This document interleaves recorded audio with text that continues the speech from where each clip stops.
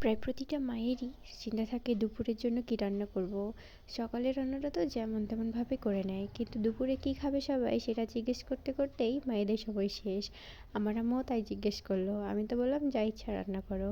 এই জন্য আমার আম্মু চলে আসলো মাছের তরকারি রান্না করার জন্য, আর আমিও চলে আসলাম ভিডিও করার জন্য। এই তো আমার আম্মু এখানে মাছ রান্না করবে, সেই জন্য মাছে পরিমাণ মতো হলুদের গুঁড়া আর লবণ মিশিয়ে এটা এখন তেলে ভেজে নেবে। মাছগুলোকে খুব ভালো করে ভেজে নেবে। আমাদের বাড়িতে আবার সবাই কড়া করে ভাজা মাছের ঝোল খায়, এমনি হালকা করে খেতে পারে না। এই জন্য আমার আম্মু আবার মাছগুলোকে খুব সুন্দর করে কড়া করে ভেজে নেয়। এই তো মাছ ভাজছে একদিকে, আর অন্যদিকে ধুন্দুল দিয়ে মাছটা রান্না করবে, সেই জন্য ধুন্দুলটা রান্নার জন্য কড়াইতে তেল বসিয়ে দিয়েছে। তারপরে এটাতে বাটা পেঁয়াজ দিয়ে দিল। পেঁয়াজ বাটা দিলে নাকি ঝোলটা গাঢ় হয়, সেই জন্য বাটা পেঁয়াজ দেয়। তারপরে এখানে আমার আম্মু পেঁয়াজের সাথে একটু রসুনের বাটাও দিয়ে দিল, রসুন বাটার সাথে আদা বাটাও দিয়েছে। তারপরে লবণ, হলুদ গুঁড়ো, মরিচের গুঁড়া, ধনের গুঁড়া আর জিরার গুঁড়া দিয়ে দিবে। মানে যা যা রান্না করতে লাগে আর কি এসব দিচ্ছে, আর একে একে মিশিয়ে নিচ্ছে। আর আমি তো দেখছিলাম যে কীভাবে রান্না করছে। এই তো সবগুলো মশলা দেওয়ার পর এখন খুব ভালোভাবে মশলাটাকে কষিয়ে নেবে। অল্প পরিমাণে পানিও দিয়ে দিয়েছিল, দিয়ে তেল ওঠার পর্যন্ত কষিয়ে নিয়েছে। তারপরে এই ধুন্দুল সবজিটা মশলার মধ্যে দিয়ে দিল। এখন এই মশলাটা খুব ভালোভাবে ধুন্দুলের সাথে কষানো হবে। যত বেশি কষানো হয় তরকারির স্বাদ নাকি তত বেশি হয়, তাই তো বলে আমার আম্মু। যাই হোক, এই মশলাটার সাথে এখন সবজিটা খুব ভালোভাবে কষিয়ে নিচ্ছে। অন্যদিকে চুলায় মাছ দিয়ে রেখেছিল, মাছগুলো এখন উল্টে পাল্টে এক পাশ ওপাশ করে ভেজে নেবে। কড়া করেই মাছগুলো ভাজবে। আর এদিকে ধুন্দুলের উপরে টমেটো কুচিও দিয়ে দিল। টমেটো দিলে নাকি টেস্ট লাগে, আর শীতের সময় তো প্রায় প্রতিটা সবজিতেই টমেটো খাওয়া হয়। এই তো মাছগুলো খুব ভালোভাবে ভাজা হয়ে গিয়েছে, এই জন্য আমার আম্মু একটা বাটিতে উঠিয়ে রাখছে। আর যেগুলো মাছ ভাজা হয়নি সেগুলো কড়াইতে ভেজে নিচ্ছে। এখানে সবজিটা ভালোভাবে কষানো হয়ে গিয়েছে, তাই এটাতে যতটা পরিমাণে ঝোল রাখবে পানি দিয়ে দিল।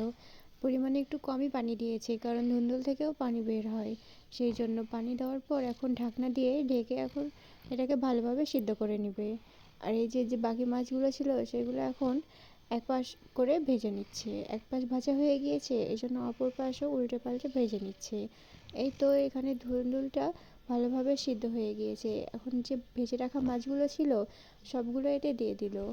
আর যখন রান্নাটা হয়ে আসলো তখন এতে অল্প পরিমাণে জিরা গুঁড়া ছিটিয়ে দিয়েছে, তাতে নাকি স্বাদ হয়। এই তো বাটিতে নামানো হয়ে গিয়েছে। তরকারির ফাইনাল লুকটা কিন্তু অনেক সুন্দর হয়েছে, খেতেও অনেক মজা হয়েছিল। মাছের তরকারিটা রান্না হয়ে গেল। এখন আরেকটা কড়াই বসিয়ে দিয়েছে, এতে শিম আলু ভাজি করবে, সেই জন্য শিম আলু ভাজা করার জন্য এটাতে অল্প পরিমাণে লবণ আর হলুদ গুঁড়ো আর মরিচ গুঁড়ো দিয়ে এখন এটাকে ভাপ দিয়ে নেবে, সেই জন্য অল্প পরিমাণ পানিও দিয়ে দিয়েছে। এই তো যে মশলাগুলো দিয়েছিল সেই গুঁড়া মশলাগুলো পানির সাথে খুব ভালোভাবে মিশিয়ে নিয়ে এখন এটাকে ঢাকনা দিয়ে ঢেকে দিবে। এই তো শিম আলু ভাপানো হয়ে গিয়েছে। শিম আলু আগে থেকে ভাপিয়ে নিয়েছে যাতে এটা বেশিক্ষণ ভাজতে না হয়, আর বেশি ভাজা ভাজা করলে আবার পুড়ে যাবে, সেই জন্য এটাকে আগে থেকেই ভাপিয়ে নিয়েছে। তো ভাপিয়ে রাখা শিম আলুটা একটা বাটিতে নামিয়ে নিল। এখন একই কড়াইটা ধুয়ে এটাতে অল্প পরিমাণে তেল দিয়ে দিয়েছে। অল্প পরিমাণ বলতে যতটুকু লাগবে ততটুকুই। গরম তেলে এখন পেঁয়াজ কুচি, রসুন কুচি আর কয়েকটা কাঁচামরিচ দিয়ে দিয়েছে। এখন তেলে এই পেঁয়াজ, মরিচ, রসুনগুলা খুব ভালোভাবে ভেজে নিতে হবে। খুব ভালো বলতে ব্রাউন কালার, খুব বেশি পুড়িয়ে ফেলা যাবে না। এই তো এখন এই শিম আর আলুটা দিয়ে দেওয়া হয়েছে। ভাপানো শিম আলুটা দেওয়ার কিছুক্ষণ পরে এতে কিছুটা পরিমাণে জিরা গুঁড়া দিয়ে দিয়েছে। জিরা গুঁড়া দেওয়ার পর এখন এটাকে খুব ভালোভাবে ভেজে নিতে হবে। খুব ভালো বলতে পুড়িয়ে ফেলা যাবে না, পুড়িয়ে ফেললে খুব একটা ভালো লাগে না। এই তো এই শিম ভাজিটার ফাইনাল লুক। এটা তো দেখতে অনেক সুন্দর হয়েছে, আর খেতেও অনেক বেশি মজা হয়েছিল।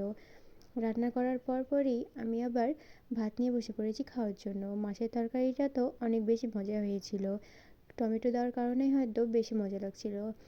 তার শিম আলু ভাজিটা তো আমি বেশি খাইনি, ঠান্ডা লেগে যাবে এই জন্য অল্প খেয়ে রেখে দিয়েছিলাম।